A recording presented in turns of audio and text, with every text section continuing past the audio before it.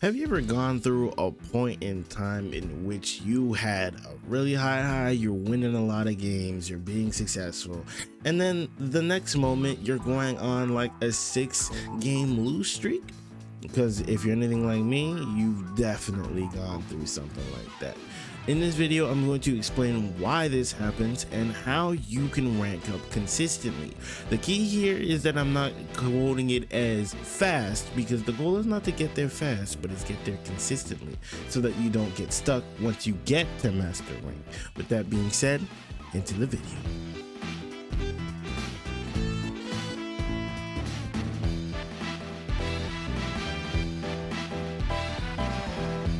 So to start out this video, we're gonna go over first and foremost, why does this happen? Okay, now the main reason why this happens is because a lot of you, and I mean a lot of you, struggle in this area of scrambling. Okay, what does scrambling mean? Don't worry, I got you. So I did a little bit of the work here and I pulled up the fighting game glossary. If you don't know what the fighting game glossary is, it shows you everything you need to know in terms of terms. This is the fighting game glossary. Anything you need to find here in terms of terms, you can find here. So what is scrambling? Okay, a situation where some unlikely or surprising interaction happens and both players start to panic a little bit and need to quickly improvise what to do. Scrambles are particularly common in fast-paced games where sloppy play is more likely, and new situations that aren't often seen can spring up out of nowhere. The rest of it is a little bit less so in your case, but let's talk about the upper half here. So, a situation where some unlikely or surprising interaction happens. See, this is one of your issues, right? You guys consider pretty much every interaction as surprising, and because you consider it surprising, you try now to quickly improvise something together.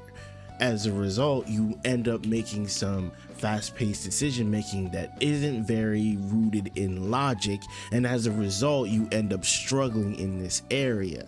Some of you might be a little prideful, saying, well, you know, it's not me, it's the game. Well, guess what, brother? You know what I mean? According to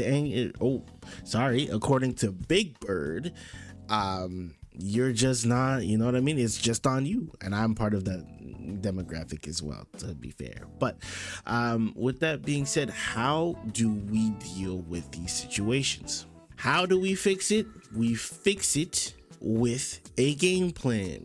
Okay, now game plans, there's two general game plans that I like to focus on. Okay, one that I'm going into the match with, and another that is player specific.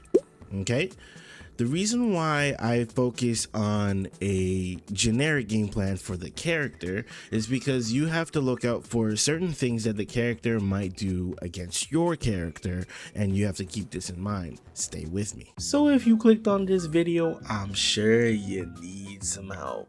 Lord knows I did at some point. But here's the thing, you want your favorite content creators to come and help you out, but let's be real, they're charging like $60 per hour. However, I be doing the coaching for free on Tuesdays and on Thursdays at 6 p.m. EST. All you gotta do is bring the replays and the will to learn. That said, make sure to sub to the YouTube, follow my Twitch so you know when I'm live. Back to the video.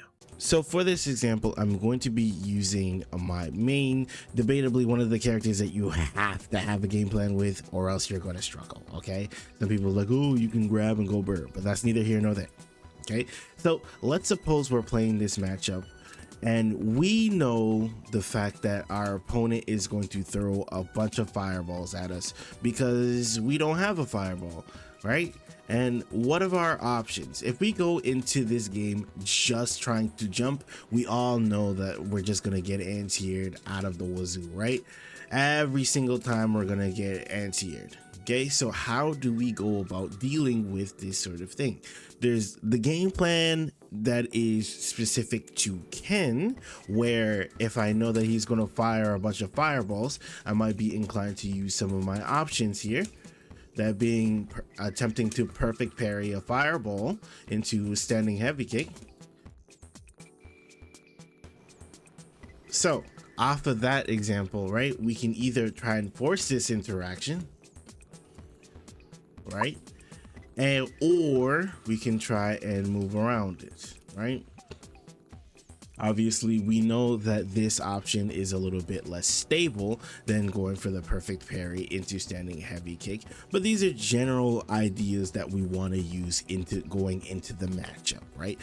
Now, the next avenue that you have to be mindful of is the fact whether your opponent is a habitual fireball user. So what do we mean by this? If they do 1, 2 and stop, then if that's the case, then maybe we should be jumping on 1 to get that our way in and kind of punish them. Now, this requires you to observe your opponent and notice what he's doing and develop a game plan based on what he's doing. It is a little bit harder to develop this avenue, but in regards to the first avenue, we want to make sure that we're taking this into account, what we can do in the matchup. Okay, another thing that you might be coming across is those who are willing to, you know, do a little dragon lash at you. And in those cases where your opponent dragon lashes at you, this is something that you're going to have to keep in mind, because sometimes when your neutral is too strong, especially when your buttons, he feels like he can't get in, he feels like he can't shoot fireballs, so he's going to try and force his way in. His force way in is either try to force this situation here or try to force it like this. But if those are unsuccessful and you're checking jive rushes, he might be inclined to come at you sideways. Now, obviously, we have the perfect parry in order to deal with it. But if we are aware of all of our options and we have a game plan going into it, then we can figure out a plan just in case he goes for it. And in the case that he does go for it, we have an answer. Naturally, we also have this as well for an answer. So if we develop a game plan for the options that our opponent likes to show us on average, then we can develop a plan that will stop them from going for something that's hog wild. A lot of the time when you're forced into this situation here, like now you're forced into a situation where you have to block and then you're really uncomfortable with the situation, right? And then now you're trying to mash on situations where you're plus, you get hit, and now they DP you, you're that much closer to the corner. And this is all because we didn't have a developed game plan. Now, some of it is going to be catered upon whether you're able to react or not, right? Naturally, you're not going to react to every single one, but the idea is that if he starts showing this option on a consistent basis, we have a game plan to stop it. The issue is everyone that you fight might have something that they do randomly or they clutch a lot of the time. And being able to kill what they like to clutch is going to be the important part. Let me give you another example. So let's suppose we are fighting Bison, right? A lot of you guys have expressed the fact that you hate fighting Bison, okay? So in this situation here, he comes in, bam, and then now he's +4 and he's in your face, right? You gotta hold that joint. So, you know, in this specific situation, because it's variable, it is a little bit harder, but the thing is, the key is to look for what options do I have to counter this, and then how do we implement it in game, right? So sometimes it's good to attempt to catch them early before they go up and out, right? So the goal is to focus, especially if they're at this range, is to focus on catching them before they even leave the ground, right? Another option is to try an EX uppercut to catch them in the case that they do try to fall at you. Then once this happens, you can get your anti-air and you can punish them for their bad decision making, okay?